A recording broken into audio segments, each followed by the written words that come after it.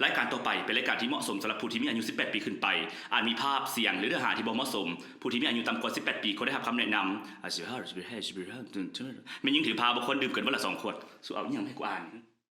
Black Sheep Studio พร้อมกับ Major Cineplex ลาวและตลาดลาวออซีภูมิใจเสนอ2พิธีกรฝีปากกล้าบ๊อบฟรีแมน MC มิตรภาษาในรายการลันรีวิว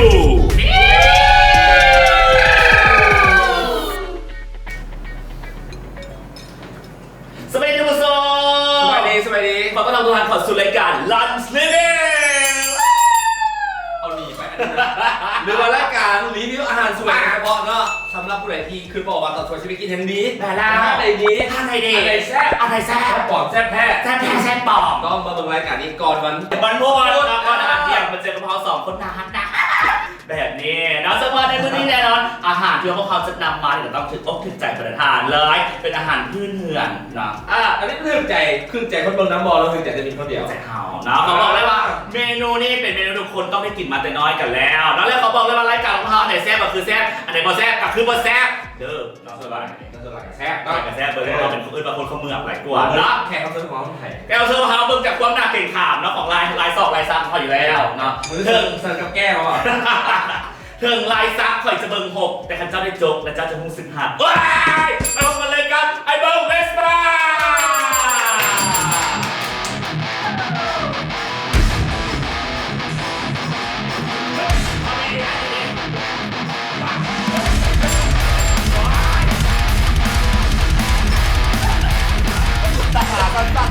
สวัสดีเบิ้งสบายดีครับเบิ้งเวสป้าอุ้ยเงี้ยโอ้ยบ่เห็นหน้าเห็นตาโดนแล้วเป็นจังใดได้ข่าวว่ามีฟอกมีแฟนเดี๋ยวดิว่าลงลิ้นจะเริ่มเลยกูเอาไปพวกเป็นเลยถามแน่รายการทำเป็นรายการอาหารเอ้าร้านรีวิวนี่บ่เป็นเกี่ยวกับแลนด์อ่ะคนละรันอันนี้มันลอนมึงปากรันคือมันเป็นรายการแลนด์สิแล้วก็ฮักกันแล้วชิมาดีได้ยังไงขอบใจไรขอเซ็นตัวมือกับไอ้เบิ้งขอบใจไรเบิ้งขอถ้วยเราทำมาเปลี่ยนเรื่องของหัวใจก่อนเนาะหัวใจเป็นอะไรหัวใจเขาฮักกันเมื่อกี้มิถามว่าแฟนเป็นอะไรแล้วแฟนเนาะอันนี้อยากถามว่าคู่ไหนตอนนี้กำลังมีดราม่ากันใน Facebook สรุปว่าไอ้เบิ้มนี่กำลังคบหาเบิ้มใจกับไผ่อยู่พอได้ยินว่าเราอ่อนพยายามตัดคนนึงออกตายแท้ตายแท้เอากูว่าฆ่าเลยเว้ยเรามาดูเอาละตอนนี้เขามีอยู่2 คนที่เรากำลังสงสัย1ก็คือเป็นนักเล่นทีมชาติอักษรย่อรถแก้วเนาะอักษรย่อแล้วเดี๋ยวมึงย่อแล้วนี่แล้วกับคนที่2โอ้ยคือแลบบิดแล้วเกิดอย่างนั้นแหละอยากให้เบิ้มเราเกี่ยวกับประสบการณ์การกินอาหารตอนสวยไปกินห้างอื่นแล้วเจอเหตุการณ์ที่แบบว่าโบประทับใจซะเนาะ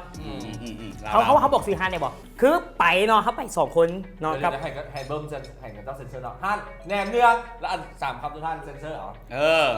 ห้างแหนมเนืองบึงขยอกูมาเซ็นเซอร์แล้วผมเซ็นเซอร์สุดโคตรทันสมัยเลยเว้ยเขาไป2 คนที่นี่ไป3 คนจะไปก็ทอดกัน2 คนแล้วก็มันเข้าใจไม่2 คนเนาะมันแล้วมูโทรมาว่าน้องอะไรเด้อเขาเลยบอกว่าน้องเอาจานเต็มอีกนึงเด้อมันนั่งกัน2-3 คนเลยมันแล้วประมาณอีนึงถึกเป็นคนแพ้อีนึงเป็นคนแพ้เพิ่นนิ่งกันเอาจานแล้วอีผู้แพ้น่ะได้เอาไปเอาจานมาให้เขาแล้วมันเดมาแล้วมันก็มาอย่างเงี้ยเอากูเฮ็ดอย่างพิษบนนี่นะกันเลยเป็นเหตุการณ์ที่รู้สึกว่าโบประทับใจปันใดโบประทับใจเรื่องราวของไอ้เบิ้มไอ้เบิ้มตอนนี้เรากาขายกับจีแล้วเห็นอย่างอีกแน่กาตีกองสับล้านโมมีการเล่นดนตรีแล้วก็แลนแล้วก็แม่วนเวียนแถวนี้แหละวนเวียนบ่ไกลนะเอาน้ำไปแค่คอนเสิร์ตได้ดูเป็นอะไรกันนี่กับว่าเข้าใจนั่งดูร้านอะไรอย่างน้องเอามาเลยอย่างน้ำป๊อปคอร์นท่านผู้ชมนี่กำลังเบิ่งวิวตอนนี้ที่เห็นสังเกตมาความแตกต่างพิธีกรมันบ่เคยสิแตกว่ะมันยกกินแบบโบยมารยาทคนบอกกันว่ากินก็เป็นเฮาตีเพิ่นเอาให้มาต้องกินเนาะกระแทกไปหลีกแซ่บเนาะมื้อนี้เมนูที่พวกเราจะพากันมารีวิวเนาะเป็นเมนูที่เราได้กินกันมาแต่น้อยนั่นคือเมนูซีรีแลกมาจากเอากินแต่น้อยเนาะเดี๋ยวนี้เคยไม่ได้กินเองเอาว่ะเอาไม่นะสำหรับเมนูในวันนี้ที่พวกเราจะมาให้ทุกท่านนั้นได้มาลองชิมกันกับเมนูลาบนั่นเลนว่ะ ลาบเพี้ยอย่างก่อนลาบเพี้ยซุกฮาไปจะมาลาบเพี้ยจะมาซุกปันดัง ลาบเพี้ยซุกฮา มันมีที่ไปที่มาได้ให้เบิ่มพูด มันต้องย้อนตั้งแต่สมัยจินซีฮ่องเต้ได้ตัวนี้ แอบคุณเหรอ เดี๋ยวจริงจังก็แอบ คือกูเครียดบางเจ้าของรายการขนาดเลยชิมมันแบบไม่ได้นัดกูอย่างเลยนะจักเป็นนี่ยัง อยู่กับโยนมานี่ก็ว่า เดี๋ยวขอเล่าก่อนตอน อ่า ทีมงานที่โตมานะว่าเบิ้มมารายการนี้เกี่ยวกับทีมอาหารละพวกน้องเบิ้งบุคลิกอายแล้วล่ะน่าจะเหมาะกับลาบสิขึ้นในใจมึงเบิ้งกูลูกคุ้งนั่นเลยว่ะสภาพกูลูกคุ้งเหมือนนั่นเลยว่ะ เอาแบบเขาน่าจะมา ลา แบบ มันเบิ่งออริจินอล มีความดิบคือเจ้า มันมาแต่สมัยแบบนับถือเลย แล้วปัญหาคือลาบนี่ค่อยโบค่อยได้กลิ่นเลยหัวโบค่อยได้กลิ่นเลยกระเจจริงมานี่แหละลองเบิ้ง มื้อนี้ได้กินกันแบบจุใจ จุใจกันเลย เขาจะมีลาบมาให้รีวิวด้วยกันถึง5ห้านเราซิมกันไปทีละห้านแล้วเราจะมารีวิวกันเบิ่งมาแต่ละห้านรสชาติเป็นอะไรแล้วก็เขาจะมาเดากันว่าลาดกันนี่เนี่ยมันมาแต่ห้านใดเดาผิดว่าตัวไปเดาผิดระวังเด้อ ถ้าดาวพิษเขาสิมีท็อปปิ้งอยู่นี่ทั้งเบิร์ดด้วยแล้วให้ผู้ที่ดาวพิษโจ๊กเองกินเองถ้าดาวพิษกันไปสั่งกะที่แตกมันกันเมื่อไหร่ ผมก็ไม่ได้กินลาบตะเถื่อนแล้วก็ล้มกันไปนี้นะลาบจานที่หนึ่งเราพร้อมแล้วมาเลยหน้าตาเขาบอกว่าธรรมดาตัวนี้เป็นลาบงัวมันมาสัวลาบงัวเนาะ ก่อนอื่นเบิร์ดขอบอกว่าเป็นคนมากินลาบแต่บ่เคยคิดพ่อว่ามื้อนี้อยากลาบเราไปซื้อเอาเองได้กินแต่ละเดือนเป็นย้อนเขาซื้อมาให้กินแต่ก็เลยบ่เคยจะแน่ใจว่า เป็นห้านใด ห้านใดเพราะว่าห้านลาบในบ้านมันแซ่บหลายห้าน แม่ มีข้าวเหนียวให้น้ำได้ ข้าวเหนียวนะเขาสิให้เบิร์ดเป็นคนชิมก่อนซะเพราะว่าเบิร์ดนี่เป็นคนที่ทั้งทีมงานเขาบอกว่าเบิร์ดเป็นคนที่มู้เรื่องลาบ มูเรื่องไทย มู้เรื่อง อีกแล้วทีมงานบอกแล้วทีมงานนี่ว่าเป็นตาเสื้อมันจะได้ ข้อมูลทีมงานมึงโคตรแบบโคตรมั่วเลยนะ เพราะว่าต้นต่อของลาบเกิดมาจากสมัยเจ้าฟ้างุม แม่น วัดสั้นเดี๋ยวยังให้ไอ้เบิ้มลองเล่าประวัติ เอาเราเบิร์ เป็นอะไร เป็นยังไง ลิ้นมาพึ่งสาย เอา แล้ ก็ไม่อย่าง เดี๋ยวทีมงานมันก็มาบอกก่อน เอาอีกนึงก็ได้เขาจะว่าเบิร์ดนี่มู้เรื่องพักอันนี้อาจจะว่าพักอันนี้ซื้อมาสั่งกินไม่อย่างก่อน คริสติน่าเป็นหรอ ภาษาอังกฤษนะซื้อคริสติน่าบ้านพักซัมแม็กลาบจานที่หนึ่ง ซิมเลยไอ้เบิร์ด ปีสมองพันได้กินปะนี้ อาจจะลองซิมก่อนเนาะ ไอ้ซิมน้ำตัวนี้ค่อนข้างจะจางไว้นึง นี่ไง เขาดีแล้วว่าข้าวนี่เย็นเด้อ กูเค็มคนเดียวอะ ใช่ป่ะ แสดงเขาจะเป็นคนมากินเป็นจาง ลองอยู่มาข่าวเบิ่งลองมึง มาถามบอกไอ้บ๊อบแล้วคือเราลาบจานนี้ การที่แตกเข้าสวยโชว์เลย แล้วว่ามันจะหัน ฮะ แล้วมันจะหัน โบโฮมันยังเปิดอยู่บอแต่ห้านที่เคยไปตลอด ถ้าเราไปเท่าไหร่กันยุบไปเท่าไหร่ มันมีห้าน ก็จะเบื่อหายบ๊อบไปอีก เอาขอถอยก่อนเนาะพอเป็นห้านนา อุลตร้าแมน บอขึ้นก่อนอันนี้มัน เดี๋ยวนี่ทาคลิปได้ป่ะนี่ อันนี้มันแยก โอ้แยกแล้วไป เนี่ยก็คือสิปล่อยพลังเลยเนี่ย อันนี้กีไปเนาะอันนี้ไม่กีไปอันนี้เป็นศูนย์เอ็มโฟนเนาะเขาจะไม่ได้เป็นสปอนเซอร์เขาซื้อมาหน้าเราเป็นสปอนเซอร์อันน่ะเขามีกีไปเนาะอันนี้ศูนย์เอ็มโฟนอันยาวซ้ายมาเรามาฮอดอันสามแยกสายลม สายลมลาบเลย ตามแยกสายลมจะขึ้นบอ จะว่ามันหันไหน เต้สอง ทางรับเตะสองชื่อห้าน บ่มีเต้สองนะเต้สอง โอเคทางรับเตะสองโอเคได้ เพราะว่าอยู่ข้างมินิมาร์ทของทวีนะมาอย่างที่บนเฮืองแปลงที่บนเฮือง หูฮันนะคนหูเคยกินอยู่ มาโอเคมาก็เลยมาเลย เฉลยขอโพสเฉลยอ้าวให้เกียรติแขกรับเชิญของเราเป็นคนไข มาแล้ว ไข ลาบจานที่หนึ่งของพวกเรา มาจากห้านใด ฮาลาเต้ซอเดี๋ยวคือ เดี๋ยวเขาก็ถามว่าเดาหรือ เดาสิ่งที่ก้อนสิมาเนี่ยคอยโพสอยู่เฟซบุ๊กว่าแนะนำห้านลาบต่างๆในรีวิวแน่แล้วประมาณ 30% ต่อมาเต้สอง เปิดกระโปรงด้วยก่อนมา นะ เนี่ย จะเอาตรงๆด้วยมื้อนี้นะคำตอบคอยเป็นเต้สองอย่างเดียวเลยการสองคอยกับเต้สอง เดี๋ยวมันไกลเบิร์ดไปแล้วเบิร์ดไปแล้วเต้ต่อไปแล้วอ่ะจะเรียกว่าพวกเราสองคนตอบมีอะไรเบิร์ดตอบเถอะ แขกรับเชิญของเรามีสิทธิ์เลือกท็อปปิ้งมาหนึ่งอย่าง คุณร้อยป่ะนี่ รอ ถ้าจะตอบที่ผมออกหลายหน่อยเบิร์ดเนาะ ไปแล้วจากนักอิทเนาะกับฮันลาเต้สองนะใครทีแบบว่ามัดรถบดจัดหลายเพี้ยก็ต้องใส่เนาะ แต่ว่าไม่นี่ข่อยพูดแล้วนี่เพราะหลายคนบอกว่าฮันน่าเต้สองแซ่บสุดสำหรับข่อยเด้อธรรมดาละเล่นทีมเลยดิ เริ่มคนลุกแล้วธุรกิจอย่างน้อย เลือกเลยไอ้บอกบางเด้อย่าง อันบักเลขสาม ได้ดิว้าวเรียกเลย เอา อันเลขห้าซะ เลขห้าไอ้กองก่อนไม่ยัง ขึ้นเลยครับ หมักมังกร อันนี้เหรอ ซิล เอาลงเลยป่ะ บ อ๋ อ อแต่กับแบงค์เซบอนเขาเดี๋ยวนอนทีมงานยังถ่ายกินต่อจะแบบลงเลยได้ ทีมงานซูซูกิที่ต่ออีกวันนี้เขาให้จิตใจสุดที่ด้วยอีกอย่างหนึง น้อยเดียวก็ได้มันก็อาจจะบอกเข้ากันบันไดเบิ้มทองเบาลินเมื่อกี้วันสบายอยู่ ไอ้บอกขอสอบอ่ะ บอกอสไอ้บอกมากินหมักมังกรไอ้บอกว่าดีต่อสุขภาพ รับหน่อยโคตรดี บางเดือบอกแล้วได้แล้วพอแล้ว เอาน้ำมันบอกสัน บอกพวกอย่างนี้เป็นยังไงความรู้สึกเสียบอยู่คนว่าแท้เขาจะลื่นปั๊บเมื่อเด็กเจ้าก่ายล่างให้ ได้อยู่อ่ะ ได้อยู่อ่ะ ได้อยู่จานนี้เนอะ ได้เข้าแต่ละมือสุกินเมื่อกี้อย่างแต่ละมือกูถาม เพ พวก ราะว่าได้อยู่แล้วตื่น แปลว่าอีอย่างที่อยากพูดอย่างกูจะไม่ได้ตอนนี้ แต่ละมื้อนี่มันก็โหดท้ายพอแล้วอันนี้คำนี้มันบอก อ่ะลาเต้สองผ่านไปอาจารย์ที่สองเข้ามา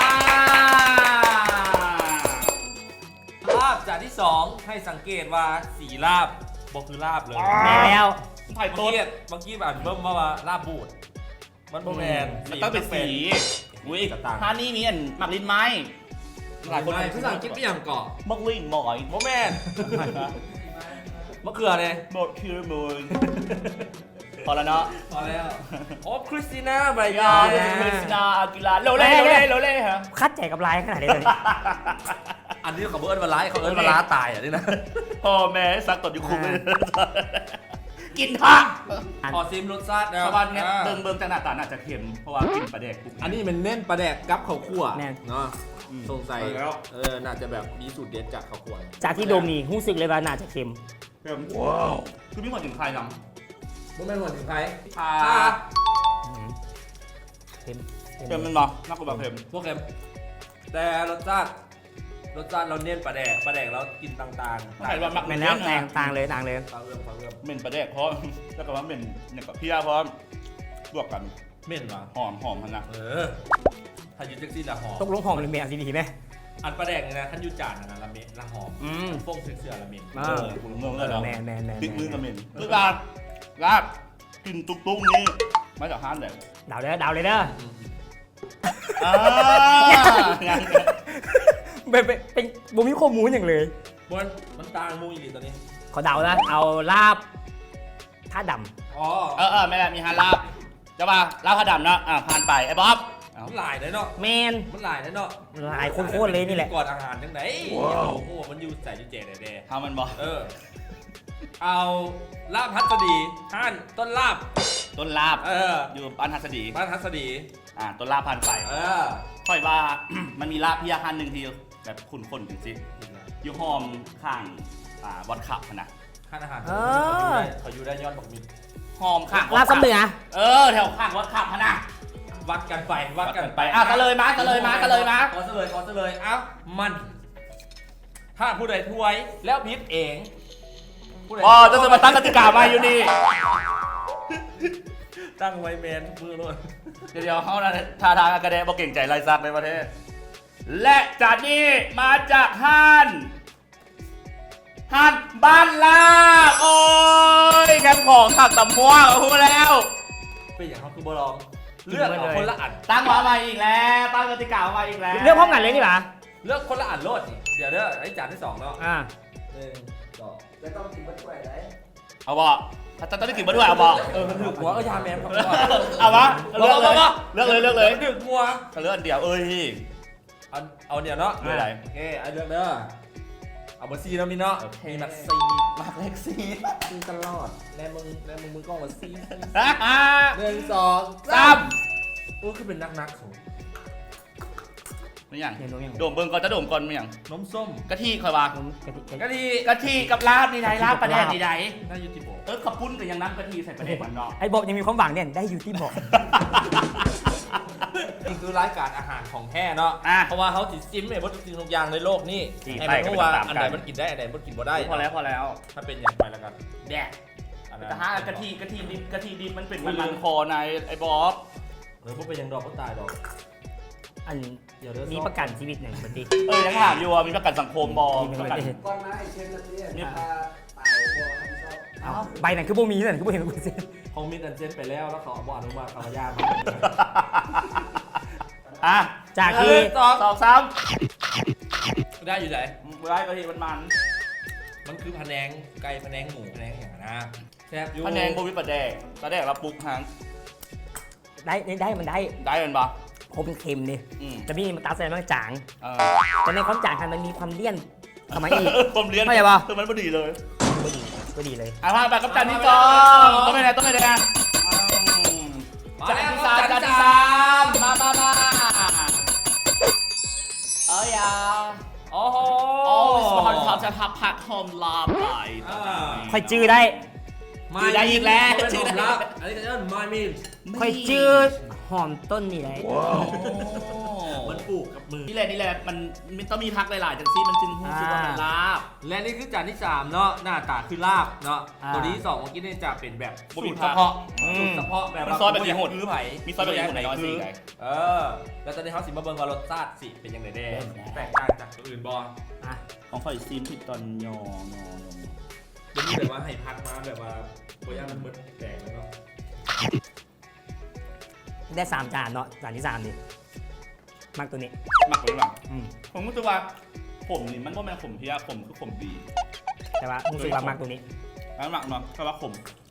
พวกที่กินผมไม่รู้สึกเป็นเอาตัดใส่เพเพ ผมว่ามันมีกะทิ กะทิอยู่ในบวงเจ้านะ ไอ้บักโตทานรับได้สอง ตัวแรกเลย สุดฤทธิ์ ตัวนี้คนจางน้อยนึง จางเนาะแค่ว่าจางผม จางน้อยนึง อ่ะแล้วบอกปลามาจะห้าไหน มิดหักไปพอมิดเดี๋ยวบอกให้มิดก่อนดู ค่อยว่า เออ พาราคำมีลำยาลาเพียแบบนี้ แม่นว่ะไอ้กับว่าสารคำแม่นไอ้จืดรสชาติได้มันมีกลินอ่ะ เขาตัดนี่แล้วไปน้ำเลยเนาะ พาราคำมาเลย ว้า นะ ยบ่ได้รถเต็ม บ่ได้ เฮ้ยพวกคนคือได้อยู่แล้ว รัก8 ตัว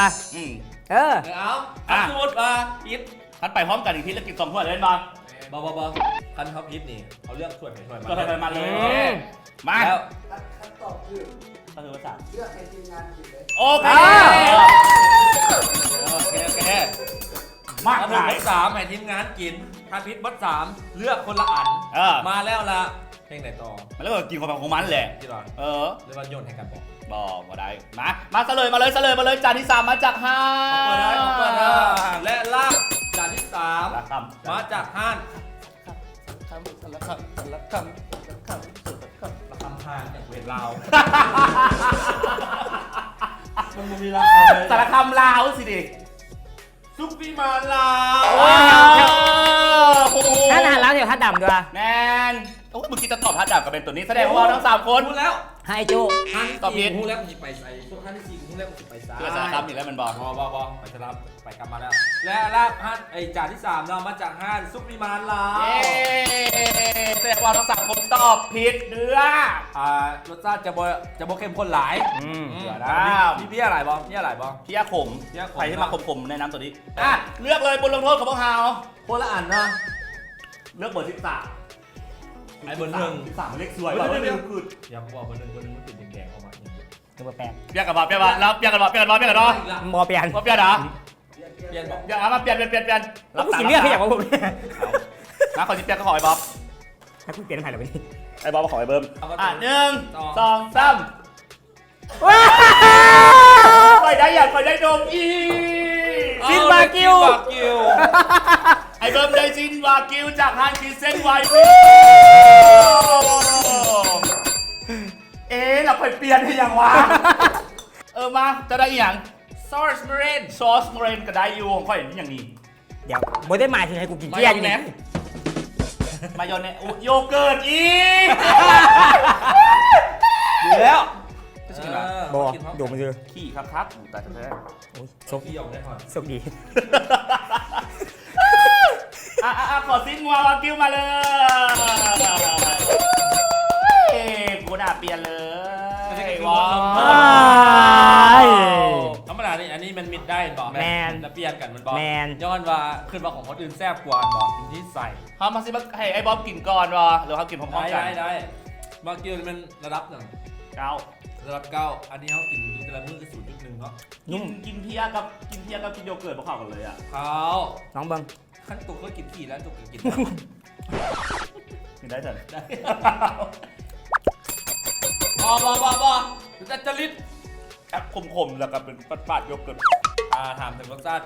เนี่ยงัวตอนนี้รู้แดง โคตรแซ่บ ๆโคตรแซ่บแล้ว โคตรแซ่ เขา บ บอกว่าอันอมไว้ในปากแล้วมันเปื่อยคือฮอนนี่แมนวะ บ่แมน โบแมนวะ ผมก็อยู่ยังสั้นนี้แหละ แล้วเขาว่ามันนุ่ม มันนุ่ม จน มาก แบบ นุ่ม เปื่อยใช่ไหมปาก อะไรในปากตอแหล นุ่มดีนะห้าเด็ดมาห้าเด็ดมาได้ห้าเด็ดนี่ ตัวนี้มาจากฮานคิเซนไวน์บริสตอลนั่นเองเนาะจากแฮมสลานาเด้อ โอ้แพงคิดเช่นว่าเลยแบบ ซื้อ ทำบ้าง คาร์โบเบ้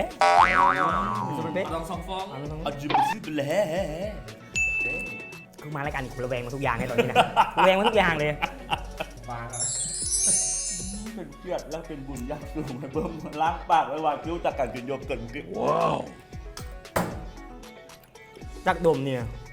น่าจะแมนมาจากฝรั่ง ไว้ปีไหนอยากคุณชาวซางทางด้านตัดมืนเมา ลายปิด น่าจะแมนปีเสีย ห้านไปกระบวนลงโทษจานที่3นะจานที่4เข้ามาเลย ทุกเครือนี่ของกินมาวางมันต้องซิมก่อนหมูมันบ่ถามนะถามหลัง คืองัวลวก ตัวแม่ตัวผู้ ตัวนี้อาจจะเป็นงัวที่เบี่ยงเบนทางเพศเกิดในแม่ที่3ของฝูงที่เพชร งัวกระเทย หัวกระเทย จากกินของงัว มา จากนี่งัวตัวนี้มักแกงห่างไปฟักขวา ปรากฏอะไรก็ขับใต้ ฟักขวาแล้วมันจะไปแกงใต้เลยเชื่อแบบเบิ้ม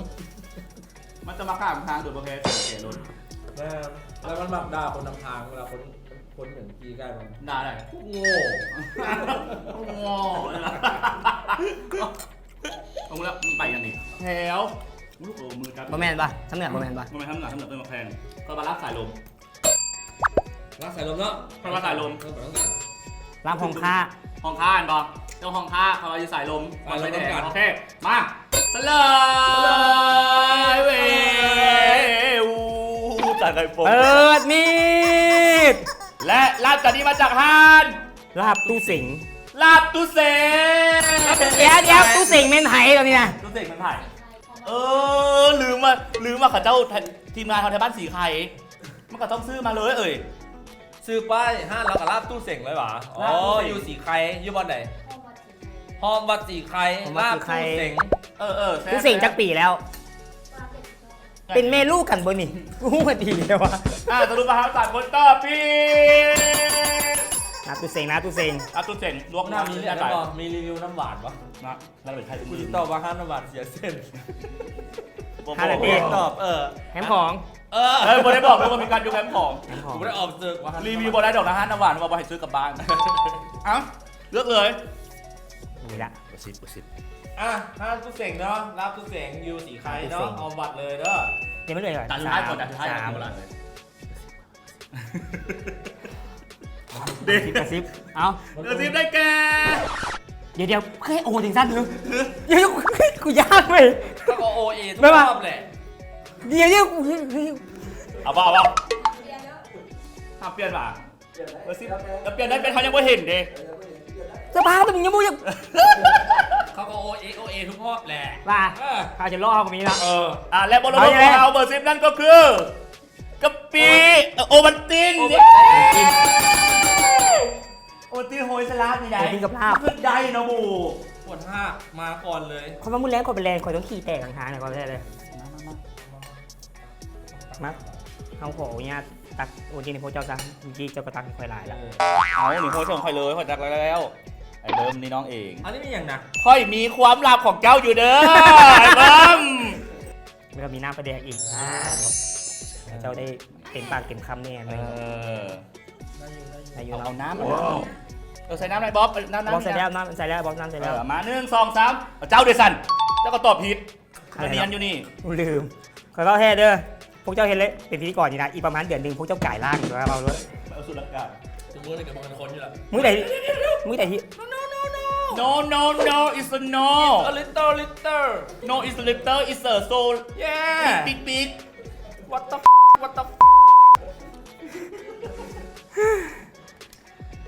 one two three eat yeah เย้เย็นนอนเด้อเย็น ได้ บ่ อยู่ได้อยู่ ได้ทำมันได้อยู่แต่มันบุควรจะได้เขาอย่างว่า ทุกคนจะมาอยู่น้ำกันนะ พลาดไปแล้ว จานที่สี่ แตกแท้ขี้แตกแน่นอน ตูรัด เป็นไงรสชาติ รสชาติหอมงัวตัวนี้งัวกลมๆที่ผ่านมามันจะมีอันอื่นเด่นๆแต่ว่าตัวนี้ผมก็เอามาต่อจานที่5จานสุดท้ายมาเลยอะไรลูกเปลี่ยนผู้มาเสิร์ฟแล้วเนาะเป็นน้องสาว โอ้มันแถวอันนั้น ไม่อย่างไอ้บอก เอาเดี๋ยวเอาไปเซนเซอร์เป็นอย่างมันที่แตกไอ้ อย่ามาคือแฮวกูมากเซนเซอร์นะกูมากเสื้อไปแน่มันนั่นล้มบ่เข้าแล้วมันบีบบ่ดัก อย่างมันแตกเกาะ ลาบจานที่ ยั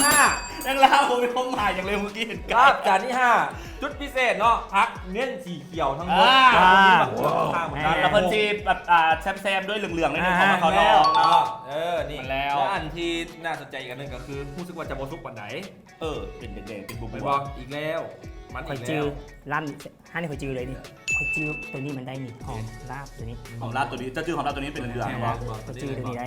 ข่อยจือใบมันได้ ไปเด็ดเองเลยบอก ไม่ละ มาเขาเริ่มมาซิม อีกของมึงเป็นตักได้คอยบักเพิ่มเพิ่มละ ก็ต้องบอกก่อนอื่นว่าทีมงานเขาไปซื้อแต่ละห้านโดยที่บริบอกเจ้าของห้านว่าสิเอามารีวิวฉะนั้นเขากับบกว่าห้านเนี่ยมันจะใส่แดงเราจะคำว่าเป็นผู้สุดทีมไม่ใช่แต่การเขา ก็จะยังแบบกับแจ๊บได้ เด็ก เด้อแล้วหนึ่งคนตื่นตุ๊ดๆนะมันเป็นอะไร บท เป็นไงเค็ม เค็ม เค็มเป็นปะ เค็ม ขอยุดยูทีลาบเต้สอง เดซองไก่ไปแล้ว บอ ที่ว่ามักกันมา คนมักซูวีมามอันนี้เค็ม บุกเข็ม ไอ้บอกกลิ่นเค็มนะไอ้บอกเค็ม ฮูบอกกลิ่นเค็มขนาดไหนขนาดดีต่ออย่างน้อยนะติดซีอิ๊วขวดน้อยขวดแบงกี้นะ กินดาล่านี่หว่าน อนมึงหนังแล้วดูดลิ้ แกะ น กลิ่น ลิ้นจนซา ไอ้บ๊อบก็ลึงอยู่แล้วแหละนอนอยู่กับดูดลิ้นนะก็ลึงอยู่แล้วแหละไม่ว่ามาจากฮัทสารคาม อีกละไปนำจะมา บ่ไว้ไปนำธุระ กายสารคำแถวขวาโอ้ยไปผม บ่ฮอดพูด ไม่ หรอก ไปดอกเนาะ นองคาย โอ้ย ทับไก่ไปเลยเนี่ยแล้วเกทับกันอยู่ไอ้นี่แล้วนี่ก็กายไปอีกเนาะซ้ำเหนือ บ่ยรับตำเหนือยุใส่ฮันยุใส่ วอดขับ สารคามวัดขับ ลาดตลาดเจ้า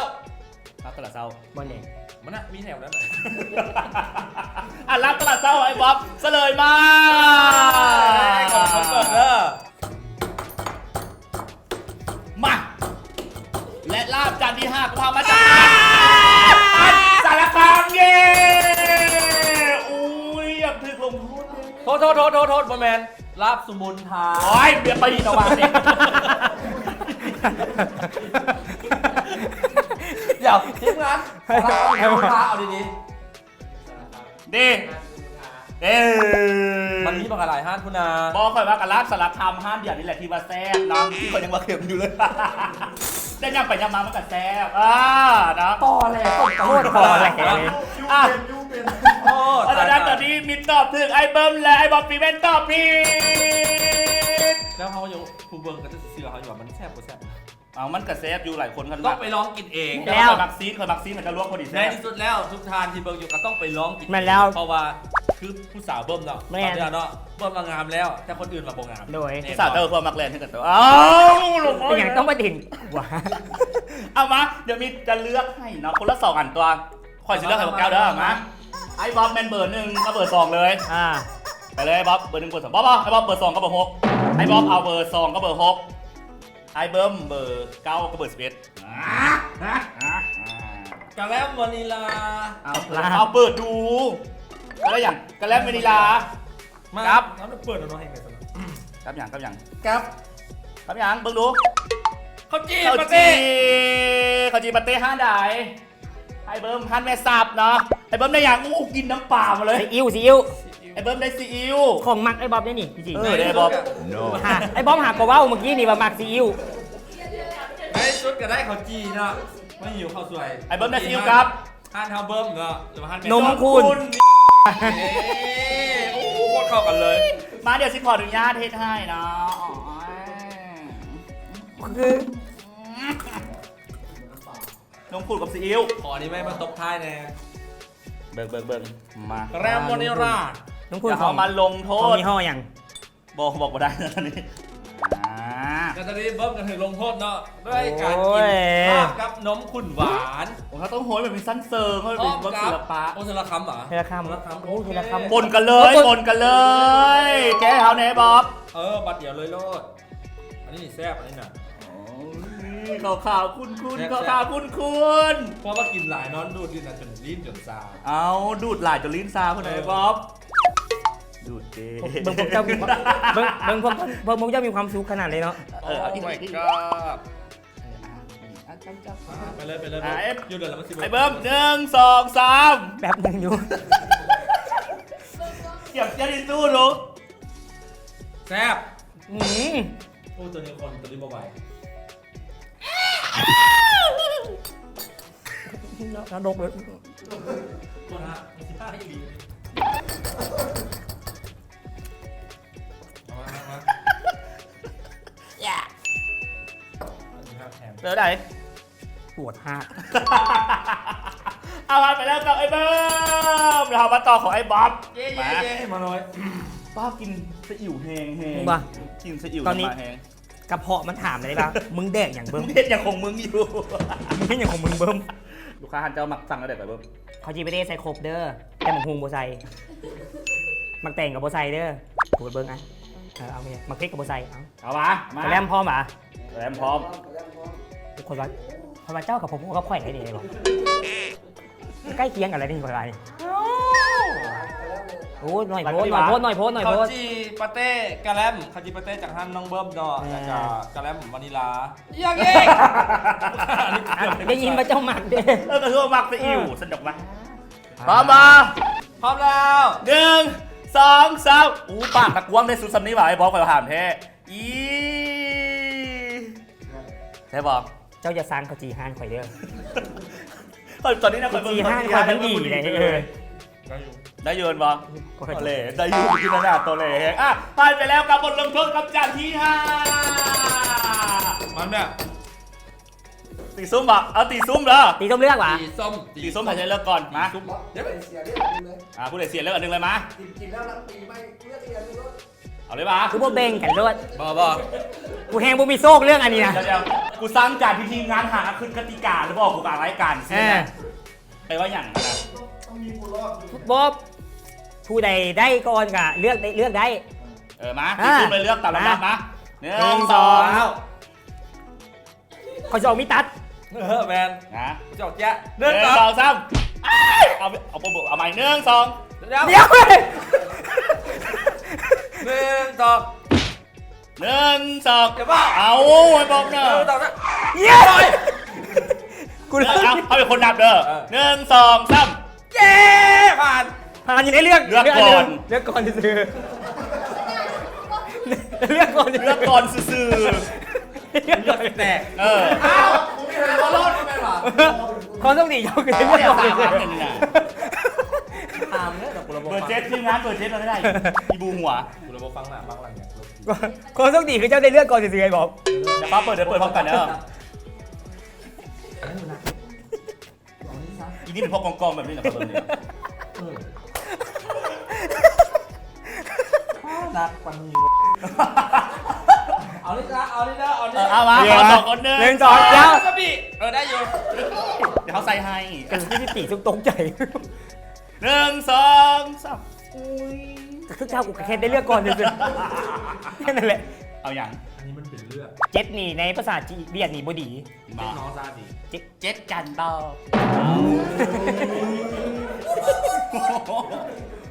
ว้า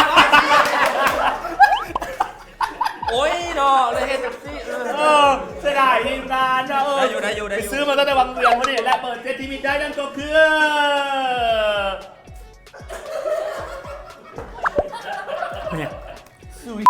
หนอ มาเขาตายมันเกิน อย่าง เยลโล่เยลลี่แบบรถบัก ไม่ยังอะ รถบักลาเซน กัดเขียวเลยกัดเขียวยัน เอ้ย มูมากกันหวาน คนว่าเอาไปเอามันนี่สักสบายเลย มาแลกบทลงโทษสุดท้ายของพวกเราในตอนนี้ เอาไปเอามันเลยซะเพราะว่าสตากรรมเขาคล้ายๆกันอะไรกัน ค่ายกัน รับกันตั้งให้กันแม่ หน่อยโทษ จิตใจเจ้าเฮ็ดด้วยอีหยังนี่มิด กระเทยล้าไหนเดี๋ยวเขาเฮ็ดให้ ตัวนี้อุ้ยต้องซักก่อนน้ำประเดี๋ยวครับก่อนไอ้บอบได้วาซาบิต้องให้ไอ้บอบเป็นไรเนี่ย บอสก็ให้บอสเลย นี่พอ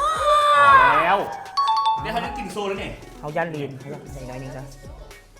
ไอ้บอส แค่นี้ มากินไอ้บอสมากินวาซาบิเหรอ 1 2 3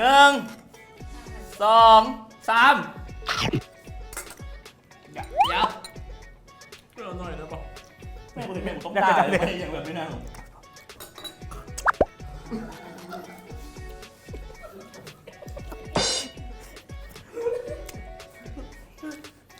มันก็แดกมาด้วยวันนี้น้อง ไว้กูลง ได้ปะอะไรนี่ก็คือบทลงโทษของพวกเขาทั้ง5 จานเย้5 จานแล้วผมยังสิไทยกล้าถามว่ามันมักจานใดก่อนโมไอ้บอก ไอ้มาซิสเซนเมล่าเป้2ทั้งน้ำทั้งสิ้นทั้งพักทั้งอย่างพอดี คนมักอาหารสุวิมานลาบสุวิมานพอดีเพราะคนมักกินจาน ส่วนค่อยนี้ให้บ้านลาบเพราะมันเอกลักษณ์มันแตกต่างดีครับมันซอยแบบดำมันนะ ดำๆพะละ ก็กินดีกว่าพักดำ หนัก แหม เต็มซิปค่อยให้ประมาณ8ทว่ารสชาติจะเค็มนิดนึง ๆอันนี้ให้8ที่กันโดนกินนึง ก็ประมาณนี้แหละ8เดือ ป น ระมาณ8นะแล้วเดี๋ยวเขาจีฮันเบิ้มให้เท่าไหร่ 100เลย 100เต็ม1 ล้านอีกแล้ว ยอดอย่าง มันแซ่บแค่เลยห้านคอยแซ่บสุดในจักรวาลแล้ว เขาว่าตอนเช้าดีลูกค้าเวลาลูกค้าเขาก็จะว่า ที่พวกออกมาแต่งกิน แบบบอแบบแล้วกันคนเสิร์ฟคนขาย เอามาดิ หน้าบุกจะว่า ไผ่ เจ้า เจ้า โบว่ามวนอีกว่ามวน แล้วให้ให้เบิ้มแก้ข่าวเลยที่ว่าเขาจีเรามีจีจีอัมขนาด คนละห้าน และนี่ก็คือนอกจากซิปอาหารจากอาหารจากไอเบิ้มเป็นอะไรเบิ้มแซ่บถือกถึกใจบอลสำหรับลาบของเราทั้ง5 จาน แซ่บต้นเวลาจานลาบมาปลาได้ซิมคำแรกนะนั่นแหละแซ่บแล้วที่เหลือที่แบบผสมก็อย่างละเมนเอาแค่เนี่ย ฝากผลงานอีหลีเฮ็ดอย่างแน่ ลีดนตรีแล้วก็กิจกรรมแลนทั่วไป แลนอย่างเอก แลนนี่มันอยากชวนมาแลนเพราะว่ามันดีต่อสุขภาพทุกคนเลย และรายการของพวกเราในตอนนี้นะเขาบอกเลยว่าเป็นไทยที่อยากจะให้พวกเราไปซิปมีอย่างสามารถที่จะเนาะแล้วก็เดาได้นะแล้วก็แชร์คลิปนี้ไปนะแท็กมู2 คนนะทานจะได้รุ่นทับเอาปีเขาสมพุกเอานะจากเมเจอร์ซินิเพล็กนะจำนวน10 รางวัลละ2 ปีเดี๋ยวอย่าลืมกดแชร์แล้วก็แท็กมู2 คนพร้อมเดาเบิ่งวันทิศหน้าเขาสิเอาอย่างมารีวิว อันที่ทานเดามันถือกับที่เขาเลือกมาแล้วไม่ไปตรงกันเขาสิเลือกเอาผู้โชคดีและได้ฮัปปี้ฟรีง่ายๆติดตามเพจของเขาอยู่ใน Black Chip Studio อยู่ใน YouTube เนาะรายการของเขาจะออกทุกๆตอนสวยวันพุธ ก่อนอาหารเที่ยง ไทยบอกว่าสิกินอย่างดีเข้ามาเบิ่งรายการเขาแนะนำบอซ้ำหน้า และในท่านี้เนาะพวกเขาก็ยังจะมีกันโยนะครับเป็นเกมม่วนๆเนาะที่จะมาห่วมมวลซืนครับใครครับเซิร์ชแล้วก็ยังจะมีอันหมาน้อยเข้ามาห่วมนั่นเองเราไปพบกันเลยครับเกมมาร ายการของเขาคำสุภาพสีสึกเซนเซอร์ และตอนนี้พวกเขาก็มาอยู่กับรายการเกมมาเนาะซึ่งวันนี้พวกเขาสิมาลิ่นเกมแยกประเภทนะฮะว้าวขึ้นมาประเภทใดพวกเขาต้องว้าวให้บอซ้ำกันนะแต่อย่างพักสีเขียวสิว่าเขาว้าวไปเลยแบบบอซ้ำกันถ้าให้ว้าวซ่าไก่3 วินาทีและว้าวซ้ำกันจะถูกลงโทษจากพวกเขาทั้งหมดเดี๋ยวเกมมานี่มาถึงมานี่มา นี่แหละมา นี่นะพาเล่นแต่หมูทุกวันมาเนี่ยคือนี่นะ โอ้วันธรรมดาเลยมา เกี่ยวกับเรือเจ้าเลยได้ไงเบิร์ดรู้จักกันมาเกือบ40 ป่ายกว่าปีเนาะ โอ้ แบบว่าเป็นนักดนตรีด้วยกันเนาะเป็นนักเทศด้วยกัน เซฟดนตรีบอ เส้นอย่าง ทุย ต้องมีสมบัติ ถ้าเขาจีไอเบิ้มนี่นะค่อยเคยไปแล้วค่อยไปนี่ค่อยไปได้จอดรถเลย เขาเป็นอย่างคนหลายแฮงว่ะ ไม่ย่างไป Okay. Yeah. เข้าเกมได้แล้วประเภทนักทีมงานเฮาสิมาให้แมนประเภทใด เอาพักก่อนสักงานเซมโป้ เริ่มต้นจากไอ้บ๊อบนะมา พักยังไง พักที่โมเมนต์สีเขียว พักที่บอมแมนสีเขียวไอ้บ๊อบเริ่ม เฮ้ยรู้ พักไข่ขาว กระลำม่วง คริสติน่า ไม่อย่างที่ พักสำเร็จคณะไปไว้1 อ่า 2 มันติดอยู่ปากไปนะ หัวใจเท้าโอ้ยเนาะ ผ่านแล้วโอ้ยแม่เลยคำเมื่อกี้มึงรอดนะกูไปตายทุกคน เมื่อกี้ไผ่ยังเมื่อกี้ไผ่ตั้ง เมื่อกี้เอาตั้งแล้วป่ะ ค่อยบอกค่อยตัง ต่อไปเอาเป็นซัดที่บอมีขาไอ้บอบเริ่ม ไป งู บ้าน้ เอาไป ำ1 2 ไม่ต้องหุ้น แม่กระพุ้งกับพี่ขาตัว อีบ้า อันนั้นยั่ว กู เดี๋ยวอ๋อวางเสือ ทวงผิดบอก ว้าว ร่วงผิดแล้วร่วงผิดจริงได้ โอ้ยจะหนีบมินแม่ไว้แดงแจ็ค ยังไม่ได้ดีค่อยหา โอ้บ้าดักมาได้ดักเห็ดกาแฟ เสียวเลยกู โอ้ยเอา ไอ้แบ่งให้ ให้คนอื่นตั้งแน่โอ้ให้คนอื่นตั้งแน่สัตว์ที่มีสองขาห้ามก่ายเด้อ ทำกายจองหาละ เอา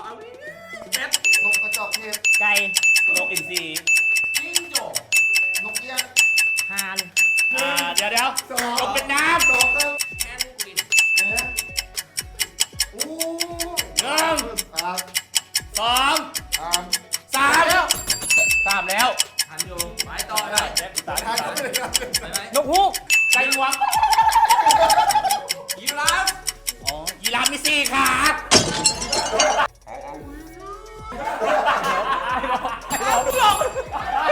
กูหลงกับจิงโจ้ ยีราฟเต็มปากเลยมาท่านเลย เรื่องละอันนี้อย่าง มาเขาเริ่มทายเนี่ยเริ่มปวดแล้วเริ่ม ไหนเบิ้ง บอลเอามาอยู่กับคอย ไอ้เบิ้มรอดอยู่นี่ ไอ้เบิ้มรอดตลอดครับทั้งทีมก็ได้ออกครบ เก ที ม มเล นี้ ย มาดังเราดิเรา ไปไว้ตัดสุดท้ายแล้ว รอดได้ดิ เอายังเหรอ ตายสุดท้าย เอาไว้กูจะได้ไปเฮดคิวใหม่แล้วสัว เราไม่เกมเดี่ยวเด้อ มันไม่แกนเดียวไป นี่คือการที่คือยืนนะ ไผ่เริ่ม มากม่วง มักกระโบกอุ้ยมันนอกแหงมันนอกแหงมักโบก เอาแค่ดู ลำไย งะ ข้าว ข้าวบะหมี่แกน ข้าวแกงคือกับ ข้าวบะหมี่แกน กับว่าพี่แกง ข้าวบะหมี่แกน แล้ว เรา กู เย้ข้าวบะหมี่แกน ค่อยอยากโซนที่ไหนบอกแต่ เอาไม่ได้เอาเป็นพวกเอาอย่างเอาแกนไปทางไหนจะบอก มูมิเกน ไอ้บอก ต่อกันเลยเนาะ ตัวยังเหลืออยู่ยังเหลืออยู่ยังเหลือแบบ คนละอัน ไม่ เลย ได้ ว่ะ ว่ะความรู้สึกคือเบย์คือไปสีบอกมาใหม่ๆหน้าแข็งเจ็บตัวเอาตัวนี้ให้ไอ้บ้อมเราเราเสียบอ แล้วหุ่มดีบ เอาแล้วผมหนีบเรา เดี๋ยวตั้งเลย ตั้งเลยซื้อแฟนเก่าไอ้บุ๊ ลิงเอาไปจับมันในเกมเลย อยากได้ในโลกนี้ที่มันกินเลือด อุ้ย อยากได้ในโลกนี้ที่มันกินเลือด โอเค ปีก หนึ่ง ทางเท้า ทางขา ยุง เห็ด กูเต็ก